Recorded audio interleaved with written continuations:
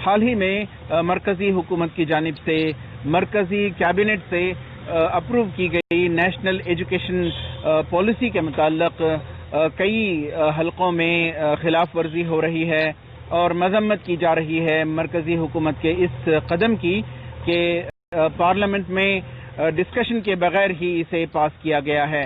इस ताल्लुक से बात करने के लिए हमारे साथ मौजूद हैं AIDSO के कौमी सदर राजशेखर। दी नेशनल एजुकेशन पॉलिसी 2020 ये तो पूरे प्राइवेटाइजेशन, कमर्शलाइजेशन और शिक्षा का जो सेंट्रलाइजेशन और फैसलाइजेशन करने का वो कॉन्स्पिरेसी है इसमें। अभी हम तो देख रहे हैं सारे हमारा देश में अभी तो कोविड-19 है, सब बीमार ज़्यादा बढ़ रहे हैं। यही अपॉर्चुनिटी को वेरी कनिंगली सेंट्रल गवर्नमेंट ने यूज़ किया और कैबिनेट ने इसको अप्रूव किया। ये तो बता रहे हैं बहुत क्रांतिकारी सुझाव है। हमारा ये सवाल है, अगर ये क्रांतिकारी होने तो इसके जिम्मेदारी कौन है? अभी तो हमारा आंगनवाड़ी में फंड्स नहीं है, इंफ्रास्ट्रक्चर नहीं है और हमारा टीचर्स जो है आंगनवाड़ी में वो ट्रेन नहीं है। ये जो आप कह रहे हैं कि ये सेंट्रलाइज्ड किया जा रहा है, कैसे देख रहे हैं आप? और ये कमर्शलाइजेशन क्या है? ये सेंट्रलाइजेशन अभी तो है हमारा UGC है या AICT है और ये फार्मेसी काउंसिल ऑफ इंडिया, ये सब जो है ये तो ऑटोनोमस बॉडीज है। अभी तो ये क्या कर रहे हैं वो NEP ने ये सबको अबॉलिश कर इसके जगह में एक higher education commission of India ये ला रहे हैं। हमारा हायर एजुकेशन में फीस तो बहुत ज्यादा बढ़ रहा है, वो एक प्रॉब्लम है। अनएम्प्लॉयमेंट दूसरा प्रॉब्लम है। इसीलिए हायर एजुकेशन में एनरोलमेंट बहुत कम है। इसको परिहार देना है। ये NEP इसको कोई सुझाव नहीं देगा। ये एजुकेशन को कॉर्पोरेटाइज करने के लिए और फॉरेन इन्वेस्टमेंट आने को आसान होना है, इसीलिए एक हायर एजुकेशन कमीशन ला रहे हैं। अगर वो आए ना तो चेक्स एंड बैलेंसेस जो है हमारा वो एजुकेशन सिस्टम में सबको तोड़ना है, ये उनका उद्देश्य है। अगर ये ऐसा करेंगे तो हमारा ऑलरेडी हमारा हायर एजुकेशन कमर्शलाइज हो चुका है और भी सेंट्रलाइजेशन कमर्शलाइज हो जाएगा। इसका तो इफेक्ट क्या होगा, हमारा जो मेरिटोरियस स्टूडेंट्स है, जो गरीब लोग हैं, वो तो शिक्षा से वंचित होगा। यही डेंजर है।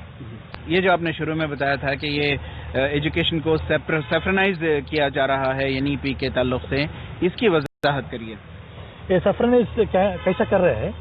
अब तो एक करिकुलम देखेंगे तो जो करिकुलम वो डिजाइन कर रहे हैं एंशिएंट इंडियन ट्रेडिशन और एंशिएंट ट्रेडिशनल सिस्टम को लागू करने के लिए बोल रहे हैं और इसको लाएगा मैथमेटिक्स में और इंजीनियरिंग में और मेडिसिन में, सब जगह में हम लाएंगे बोल रहे हैं। अगर यहाँ हमारा जो प्रश्न है वो हम तो एंशिएंट में जब देखेंगे, एंशिएंट सिविलाइजेशन में वो सब जीवन टेक था। हम तो अरब से लिया है, हम तो ग्रीक से, रोमन से, इजिप्ट से, बेबीलोनिया से, चाइना से, उनसे हम लिया है ज्ञान को और हमारा तरफ से वो भी ले लिया है।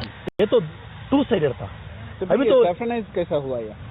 क्योंकि कैसा होता है अभी तो ये हम तो वन साइड बोलेंगे, ओनली इंडियन कंट्रीब्यूशन हम बोलेंगे। इंडिया का प्रभाव क्या है दूसरे सिविलाइजेशंस में, उनसे क्या क्या लिया हमने, वो नहीं बोलेंगे तो ये तो वन साइडेड हो जाएगा। अगर ये वन साइडेड हो जाएगा, हमारा बच्चों से ये फेनेटिक माइंड भेजेगा। ये तो एंशिएंट इंडिया को अनड्यूली ग्लोरीफाई कर रहे हैं। हमारा अभी शब्द, हमारा वेद उपनिषद में सब था, वो मैथमेटिक्स में, इंजीनियरिंग में, मेडिसिन में सब है। ऐसा बोलना ही बहुत गलत है। हमारा एंशिएंट में है, आर्यभट्ट है, भास्कराचार्य है, सुश्रुता है, चरका है। हमारा वो एंशिएंट इंडिया जब बोलेंगे, यहाँ तो बुद्धिस्ट का इन्फ्लुएंस भी है। ये पॉलिसी में बोलेंगे ये तो वेद का प्रभाव है। ये बहुत गलत है, ये झूठ बात है, झूठी बोल रहे हैं। झूठी नहीं बोलना हमको बच्चों को। अब ये जो है NEP तो पास हो चुका है कैबिनेट में, अब आप क्या चाहते हैं? ये एक समाजी और तालीमी तंजीम होने की हैसियत से आपकी क्या मांग है, क्या डिमांड है आपकी? हम तो हमारा AIDSO की तरफ से सारे देश में हम करोड़ों सिग्नेचर कलेक्ट कर रहे हैं। वो एजुकेशनिस्ट का, टीचर्स का, स्टूडेंट्स का, पेरेंट्स का, सबको हम बोल रहे हैं ये NEP को हम रिजेक्ट करना है। क्योंकि जो NEP अभी तो इन्होंने एक्सेप्ट किया है, ये यूनिलैटरल एक्सेप्ट किया है बिना कोई चर्चा और कोई सुझाव हमने दिया है।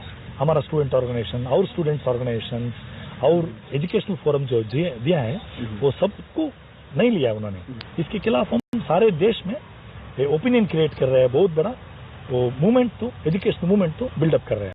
बहुत अच्छे, बहुत बहुत शुक्रिया। हम बात कर रहे थे all India democratic students organisation के कौमी सदर राजशेखर से, जिनका कहना है कि नेशनल एजुकेशन पॉलिसी 2020 को वो रिजेक्ट करते हैं। वो चाहते हैं कि जब पार्लियामेंट सेशन हो तो वहां पर इस एजुकेशन पॉलिसी को डिस्कस किया जाए, और साथ ही AIDSO एक सिग्नेचर कैंपेन चलाए हुए है जिसमें 1 करोड़ से ज्यादा वो सिग्नेचर जमा कर इस पॉलिसी की खिलाफ वर्जी कर रहे हैं। रफीक जब्बार, ETV भारत, बेंगलोर।